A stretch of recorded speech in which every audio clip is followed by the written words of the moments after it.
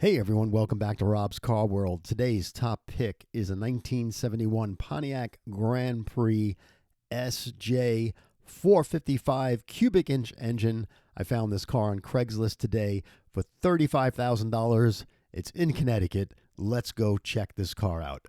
I guess one of the first things we talk about when we look at cars is pricing, right? You can't be addicted to the car without talking price. But I want you to keep in mind that the price of a new car today, an average price of a new car today, is close to $50,000. So this car at $35,000 is like buying a Kia, you know? Well, maybe not, but you know what I mean. So the value of dollars in proportion to what some of these classic performance cars are going for, $35,000 appears to be at the top mark for this car. But we'll get into it a little bit when we start going through the photographs. But just keep in mind that a friend of mine just recently bought a Ford Escape, and he spent $48,000 for it, and it's insane, you know.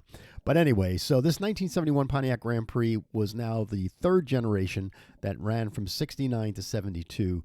The first generation Grand Prix ran from 62 to 64, and back then, personal luxury was always considered large, right? So it had to be a large car to be personal luxury.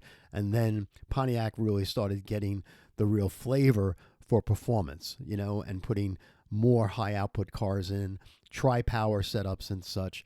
And Pontiac was owning the performance segment, deservingly so, both on the drag strip as well as NASCAR and such at the time. So the first generation ran from 62 to 64, a very large car. The second generation ran from 65 to 68, and that car really started. The big thing about the 65 was that for the total model year 65, Pontiac went with the stack headlamps.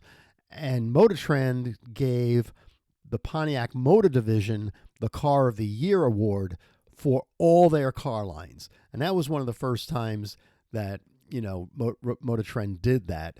And rightly so, because the designs back then in 65 were very striking. The cars were very beautiful. Again, full-size platform, luxury, and performance was a large car, and that's how these cars were positioned. But the third generation, which we're looking at right here, was a mid-size car. It was built off the G-body.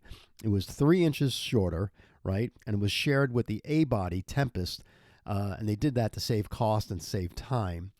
And they came up with this SJ nomenclature, which was basically the Duesenberg SJ nomenclature they stole, you know.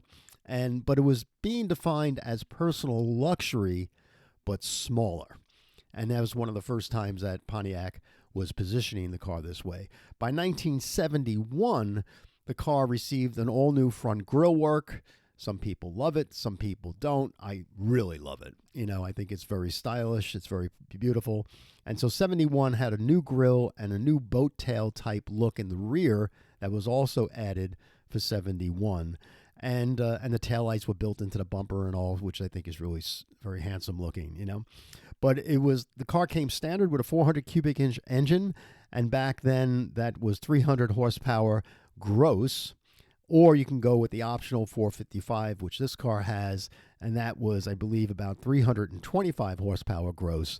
So what happened was in 71 was the first year where they were positioning themselves for lower octane, and to do that, they had to bring the compression ratios down on the car. So, and they also started introducing the gross horsepower, but they advertised the net horsepower with accessories on. So with accessories on, this 455 cubic inch engine produced 260 horsepower. I believe it was a 4-barrel carburetor. I'm certain on that one. And it was just a simple $195 option. You know, can you imagine sitting down with, you know, your husband and wife are sitting down buying this car, and the husband goes, you know, I think I'm going to go with the 455 engine. And the wife goes, well, it's $195 more. Can we afford it? You know, and now this car is going for $35,000. What times they were back in the late 60s and 70s when it came to performance, right? But this car is really pretty. Let's dive into the car and see if we could, I don't want to say tear it apart, but the car looks to be very stunning. Let's read the description first. The person looks to be probably, I'm thinking, a dealer. He says the car was born in Lakewood plant outside of Atlanta, Georgia. and reported she stayed there for 10 years ago when she ended up in Minnesota. About a year ago, she was co-signed to a dealer, and the current owner bought her. It needed mechanical work like brakes, exhaust, steering. You can get into the whole thing when you look at the ad. The car has 83,000 miles on the odometer, and it's believed to be true, but it's always true mileage unknown with a 5-digit speedometer unless they can show some documentation. But overall, the car appears to be very nicely restored. I'm not thinking it's the original paint, so it might have been repainted. Oh, it says here, yes, repainted, and the rear quarter work had been done. And I'm glad he said that because it's obvious the rear quarter panel looks to be had a collision and things like that, so we'll get into it. But the car had the 455 engine under the hood. That's the exact engine, so the numbers matching, and the air conditioning works and all that stuff. So it appears to be nicely positioned. So let's get into the photos and look at the quarter panel. That's one side of the quarter panel. This is the quarter panel that I think was redone because it looks like the paint isn't matching here. So that's one aspect of the car. It's not a complete turnoff, but it's something definitely to start negotiating on, depending how well the bodywork was done. That quarter panel here on the right side looks to be very original, but this car was in Minnesota. If it was parked on a concrete floor in a garage, it could have some sweating underneath the floor, and you can get some surface rust. But overall, the car sits very well. The panels line up very well. The chrome work is beautiful. To re-chrome that bumper today, you're talking, probably $2,000, with labor and everything. So you have to take that in consideration. I think these times are much better off buying something that's finished than restoring something on your own, unless it's something you really, really want to do. But beautiful front grille, beautiful headlights, the directionals and all that. The bumper looks fabulous. The hood looks very nice. Everything lines up nicely. A nice shot of the rear quarter panel. There's that boat tail type design that was new for 71. The taillights are in the bumper. It looks very smart looking. There's a better photo of it, but I think it's very pretty. Kind of looks like the Riviera as well, which was based off the same platform. But good looking car, 71. I just love that front grille. I think everybody could get attracted to that front grille. But the seller discloses that there was rear quarter panel work done on the car, and I think that's the quarter panel that he's talking about. And I'm glad he pointed that out. And, if you're local to this car, it's in Connecticut, it's worth the trip to look at and negotiate from there, But that's the car. Let's see what other photos he gave us here. Oh, the interior looks really nice.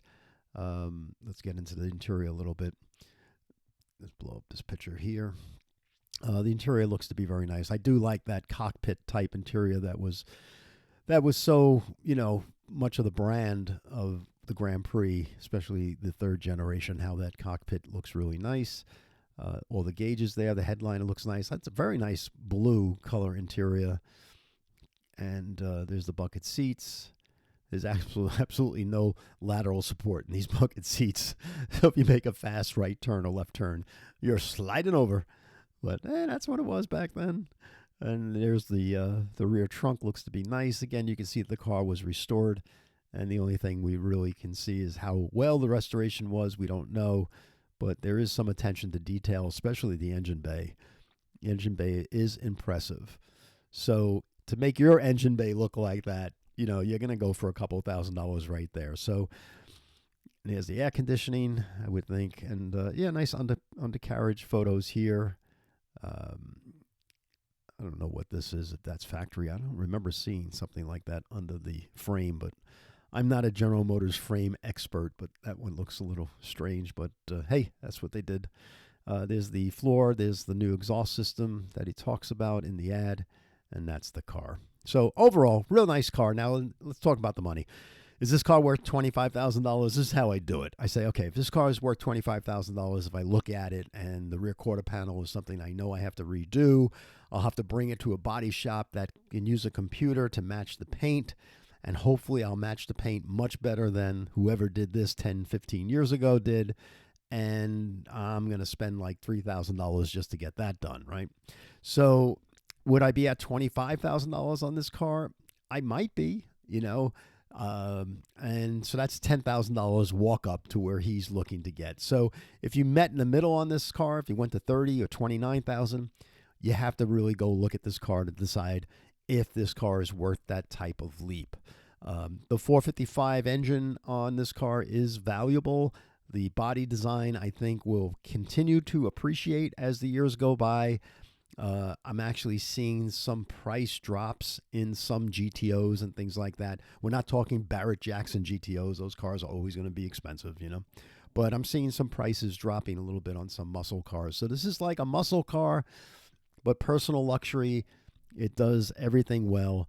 But the seller did disclose about that body work, and I'm thinking it is on the driver's side and the rear quarter panel.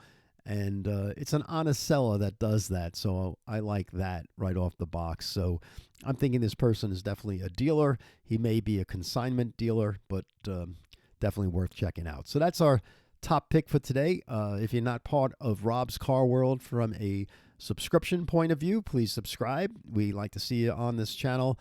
We have a Patreon support channel as well. I'd like to thank all our patrons that are keeping this channel and making this page very possible, and this channel very possible. And also, we also have Rob's Car World, an opportunity to go to our Facebook page as well, where we also post different cars every day, and that's kind of fun as well. So thanks very much for joining us today on Rob's Car World. I'll leave the last slide up just so you can see where the car is located, and we'll see you back here real soon. Thanks for joining us. Take care.